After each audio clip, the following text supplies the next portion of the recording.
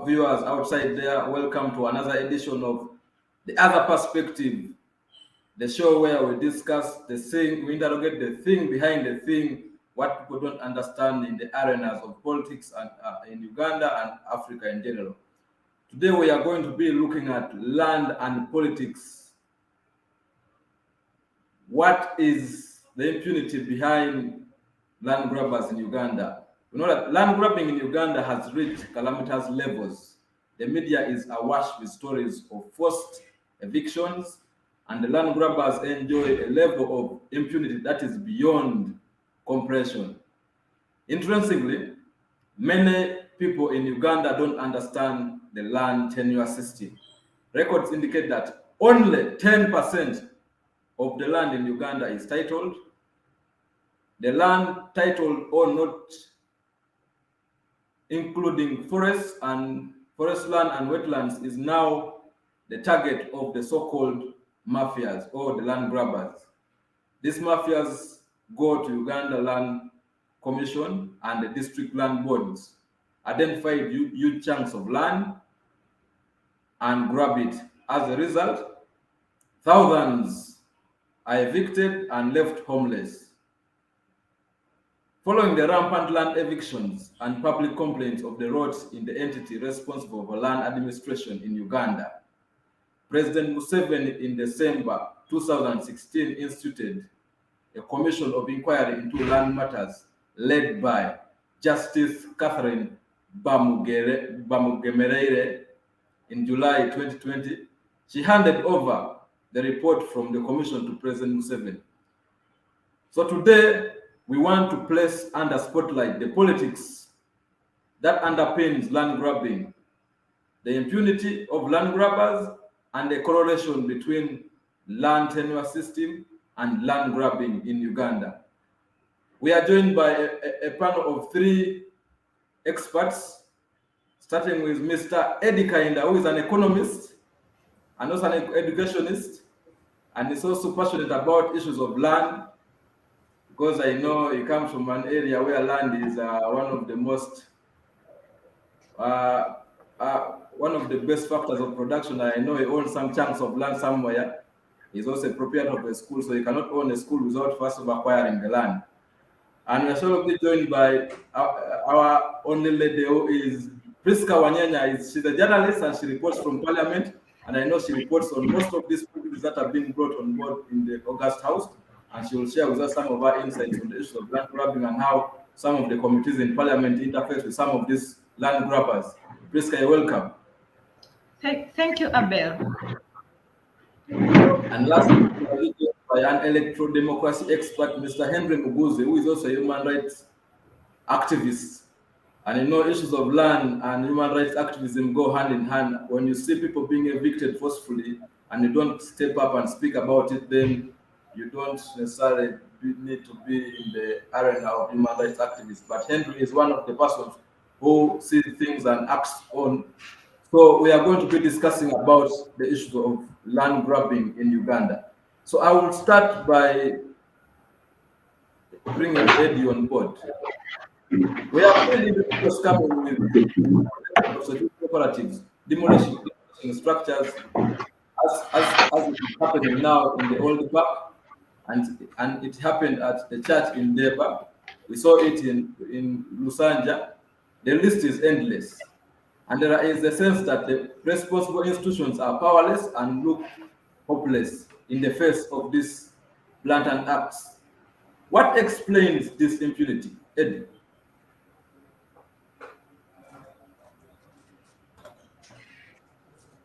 Abel, for inviting me to this conversation.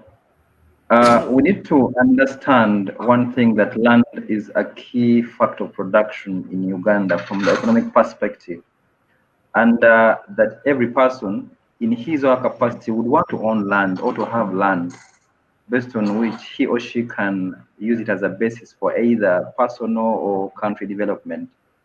And in the interest of this, land has become a very huge economic resource, but also a scarce resource in terms of ownership, in terms of usage, in terms of regulation.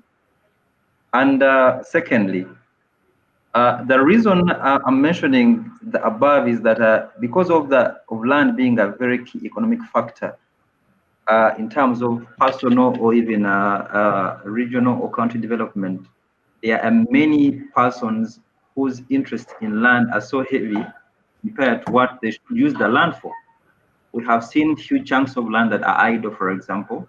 We have seen huge chunks of land being taken in the metropolitan urban centers, like what is happening in Kampala right now. You know what is happening in the old tax park that government used a lot of money to refurbish this park, but somebody is coming up to set the park into plots, and many other factors. But to be more specific, what causes this impunity? One,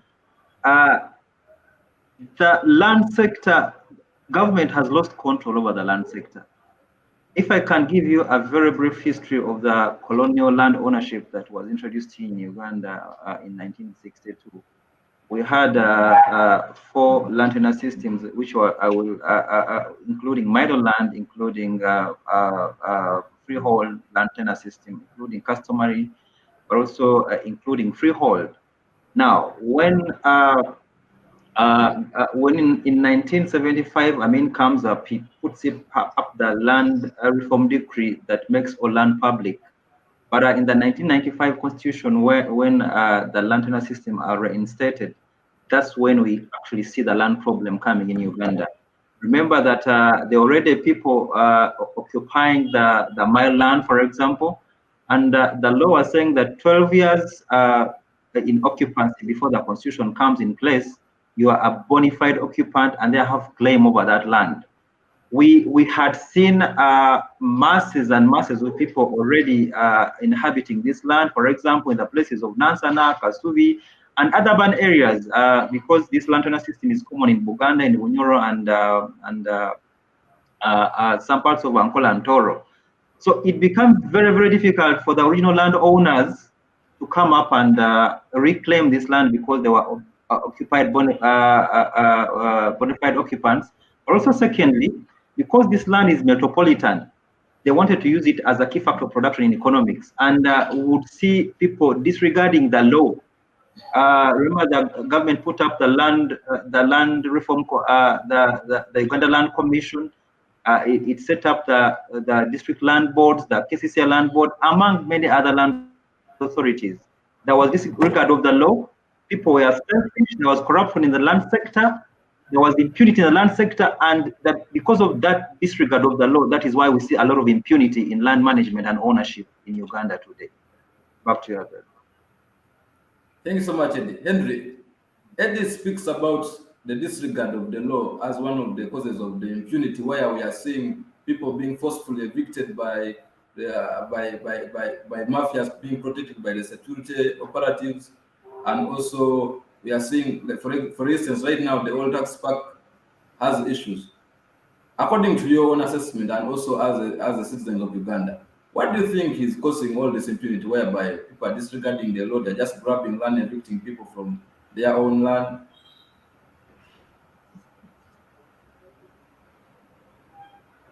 Henry? Thank you very much, Abel. And I hope my network will not be a problem. That is a very good question.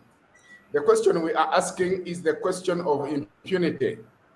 Why is it happening? Why does it seem as if the people that are committing these acts of evicting citizens seem to be enjoying not only political, not only protection from the politics, but also protection from the security operatives who are supposed to protect and serve the people of Uganda? So it kind of it goes beyond the comprehension of everybody. Now, I remember so vividly, I think it was the year 2011, which we can remember actually as a year that was characterized and punctuated with the forced evictions. I remember in that very year there was a forced eviction of villages, a number of villages in Mubende district by a so-called foreign investor. And when these evictions were being carried out, the evictors were being protected by the police. And then you wonder, this is a police that is supposed to protect and serve the people of Uganda, and here they are being used as a tool of land grabbing. I think the Ugandans that were involved, the numbers go beyond 2,000 citizens. Community were evicted, and since then we have seen an escalation. We have seen a growing appetite for land by the people that are either connected to the corridors of power or the people that are occupying political positions. And when these things are happening, you wonder why the institutions that we pay to protect us do seem helpless. You just mentioned the case of the old park here in Kampala, where it is the same KCCA that gave out the lease. We spent, I think, over £1 billion shillings in refurbishing that old park. Hardly a month, these things are happening. You see a group of people coming and breaking, and security operatives are just looking on. The State House is hardly 2 kilometers away. And of course, when you roll back a little bit, the case of Neva, when a certain Dodo vehicle comes and breaks down a church within the precincts of the city, and everybody condemns it, but the people with power that are supposed to protect and serve seem helpless. You ask, or you cannot help but ask yourself a question: why is this happening? What has gone wrong? Where is our leadership? And of course, these are things that have now come to be haunting us, and I think we need to interrogate and even research and publish about the level of impunity. But let me say this: if you look around across the globe, I think land grabbing is turning into an epidemic. An epidemic, because you look across the street in Kenya, it is even much worse. I was reading online in Myanmar, it is much worse. But there is a sense in which land grabbing also does connect with regimes that have come into power forcefully. Therefore, I think we need to study this much. I think Henry's network is not so good. I want to bring Priska. Priska, you report from the August Parliament of Uganda. And Ugandans were left shocked about 2 weeks back when one of the persons who acquired land around Zambia, that's where I think the Steel Hotel is, was interfacing with one of the committees in Parliament, and they were asking the person how they acquired that land or where are the documents, and the person vividly reported to the committee that the documents got burnt in Chikubo. How do you relate that with the impunity of land grabbers, whereby even they don't care on whom they interface with? I think it seems that they are being protected by powerful forces behind. What explains the impunity? Using that example as one of the cases. Thanks, Abel. Thanks, Abel, and good morning to our listeners. So the scenario you're pointing to is the COSASE is probing into the land that is owned by Uganda Railways Corporation, and the land that has taken interest in is the one in Zambia, where that new building is. Is it orange, brown, something like that? That is the land that has in Zambia land. The railway had a lot of land around that place. So some of the people who had land in Naguru were compensated with land in Zambia. So and it so happens that what so far the committee has discovered is that there were some, let me call them the ghosts, that were sneaked onto the list, because they cited someone like Basajja Balaba who didn't own land in Naguru but was compensated. Then I think also I think also Islamic University in Uganda, something like that. Also didn't own land in Naguru, but it has compensated land in Uganda Railway. That is so the owner of the hotel in Zambia, Miss Steele, was asked how did you come to acquire land and the documentation, the payment, because they were supposed to pay some money, and she said that the documents got burnt into a fire. And the committee told her that even if they got burnt into a fire, the person you transacted with has a copy, so you have to go back and get a copy and bring to the committee. The committee hasn't sat yet, but I think that I had expected you to mention the latest story that Observer has on its lead, that the president has instructed the IGG to investigate some three tycoons, Ntaganda, Sudil, then Basajja Balaba on the dubious land compensations, because you know that KCA has to compensate Basajja Balaba for the meat packers, Lufula, what we know as Lufula, about 80 billion shillings. That is it. So, and you know the three people being cited by Observer have been known into a number of land wrangles. So that is maybe one of the things that the president has now come out to do, to try to resolve. And when you look at resolving the issue of land wrangles, because you wonder why the president is coming out at this time, because this issue has been on for a long time. So suddenly he comes out and says, I have had enough. I want you people to investigate these three people. Why is it that they are always behind the dubious compensations? And his allegation is that they conspire with people in the land registry to get land title, something like that. So his silence alone for the very long time that the situation has been, it indicates someone who has been supporting this impunity. Because for the number of people who have suffered, why come out at this point when you have been in power for over 30 years, 35 years? So it hints at someone who has been shielding land grabbers. And I think one of the solutions that that I think Parliament has come up with is they've amended the Succession Act. And you remember there were some problematic clauses in the Succession Act because it's a colonial law, and they were discriminate. There was that clause whereby a man could not inherit wealth from a woman, but now it has been disbanded. And now there is also the Muslims had appeared before the committee, and they wanted to be exempted from the application of the Succession Act because they wanted to use their Sharia law. And in their Sharia law, the percentage of wealth, when you talk of, let me say, land that a boy gets in the Muslim faith is not the same as the woman. So the Parliament disagreed. And I think that that provision is good, because when you look at the statistics, the last time Ubos carried out a census, they noted that was in 2013, I think. They noted that women own about 28% of the land in Uganda, and the rest of the land is owned by men. So I think this amendment is going to try to cure.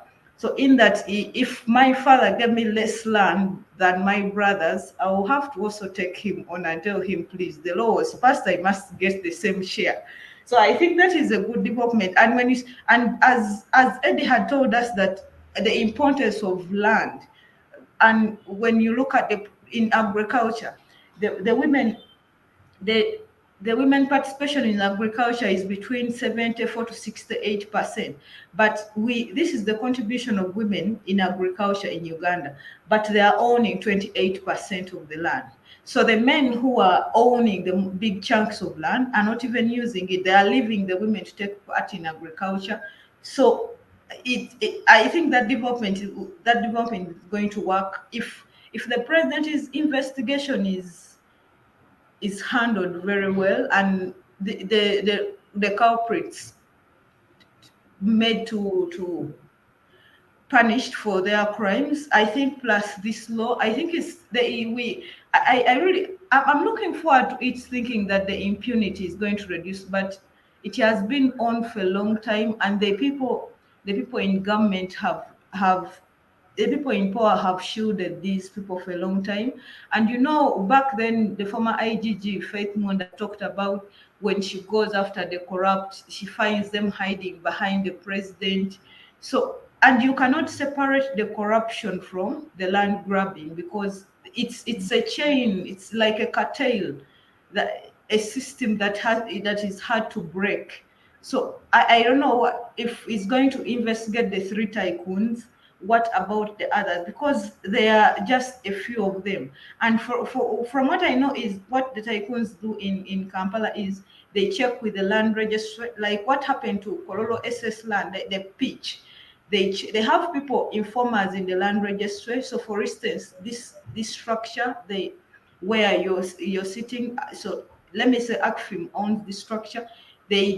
Someone in the land register tells one of the tycoons, let me say Eddie is a tycoon, and tells him, Eddie, that the lease of ACFIM is expiring in 2022. So Eddie rushes to go and apply for that lease. So by the time Henry, who owns ACFIM, goes, the lease is already. That is how Korolo. So it's a cartel. I don't know how the investigations are going to go deep, because even when we had the commission, but the recommendations haven't been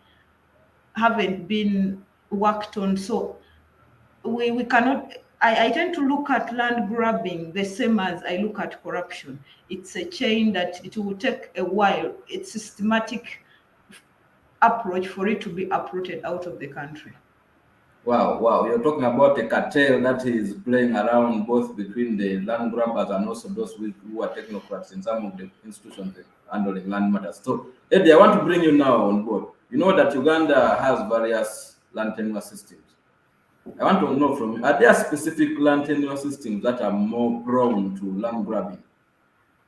Thank you, Abel. For purposes of helping Ugandans, we need to first understand the different land tenure systems that we do have.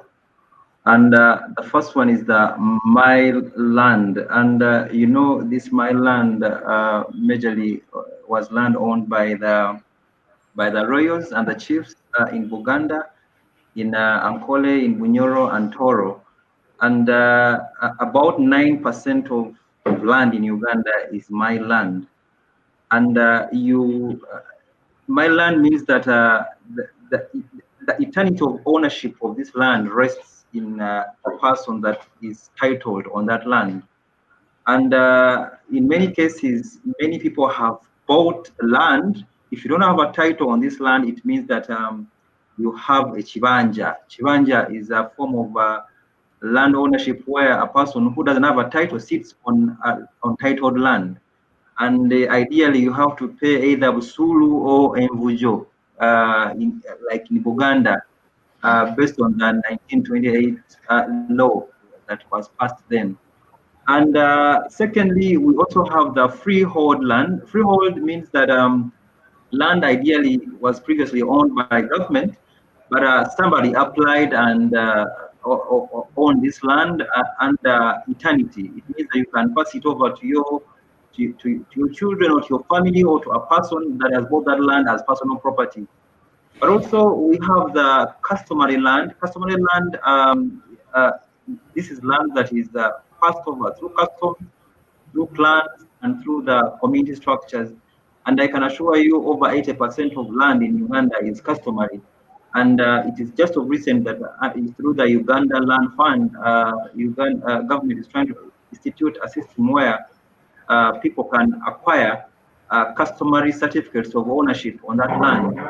And though the process is a bit hectic and expensive, but lastly, we also have the leasehold. Leasehold is a kind of tenure system where a person applies and gets a lease for over 49 or 99 years, based on which you can you can own land or use that land for that specific purpose.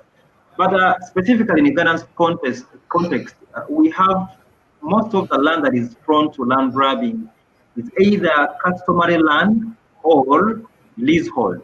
Like Priska mentioned, the cartel of the business, the middlemen, have a very huge research network that identifies leases that are about to expire, and they shall always have to apply for these leases. By the time you get in there, the land is already taken.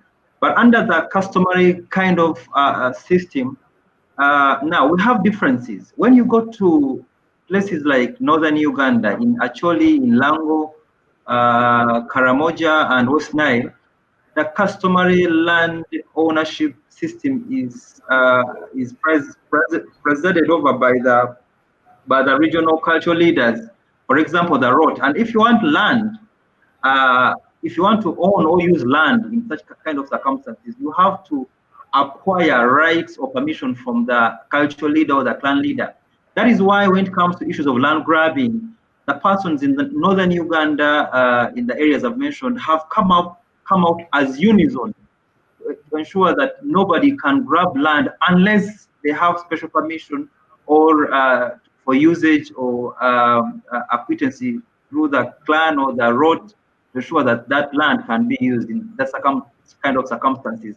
And that is why in northern Uganda, land has become a very political tool that for you to become a political leader, say an MPO or an LZ5, you have to declare your interest on issues of land ownership. You also recall what happened to the late General when the ladies of Apa had to strip themselves naked to tell them that, look, on issues of land ownership, you do not have a say over this. And we as culture, we as clan, have a final say on how we want to use, access, and regulate our land in this area. But when it comes to issues of customary land ownership in areas of Uganda, for example, look at places like Liantonde, like Luengo, like Muvende, where huge chunks of land are under customary. Because there's that lack of unison within society and communities to ensure that they can affirmatively claim ownership with evidence over that customary land. The land cartel, the land mafia has identified these areas as very ripe for land grabbing. Because when a person grabs land, the society will not come out in unison, but the individual person whose land has been grabbed has an enormous duty to show cause or evidence why the land that should not be grabbed or taken. And it has left them in a very, very weak position because it is very difficult for an individual in his capacity to fight a cartel or a land mafia system that is existing in the Ugandan context. And to go back to your question, for me, the customary land ownership and the leasehold have been a very prone land tenure systems prone for grabbing. Until of recent, when on Milo land, for example, in Uganda, where the wealthy land mafias come and identify these areas, they have again gone through the Uganda Land Commission to identify these sectors and take them on. And this is why you see areas like Lusanja, like the areas of Jomai here on Mikana Road. When you go to Kabulengwa here, just here in Nasser and Kasubi, when you go to Ndeva, these kind of cases are happening on my land, and because these persons have identified these juicy areas through corruption and the disrespect of the rule of law, to ensure that such kind of lands are taken, and that has become a very huge problem to Uganda's land sector. But in a nutshell, it also means that the state has lost control over land, and it is also looking on. When the president comes up to say that institute a commission to identify these wealthy businessmen in Uganda, it is, I'm not sure whether he's doing it because he thinks it's a solution, but I think he's also trying based on what he should do as a president. But for me, I think these land mafias are more powerful than the powers be. Back to you, Abel. Thank you so much, Eddie. We are going to go for it. Okay. we are going to go back for a brief break, and then we shall return. I know, Henry, you have not given us so much. Supplement something. With you.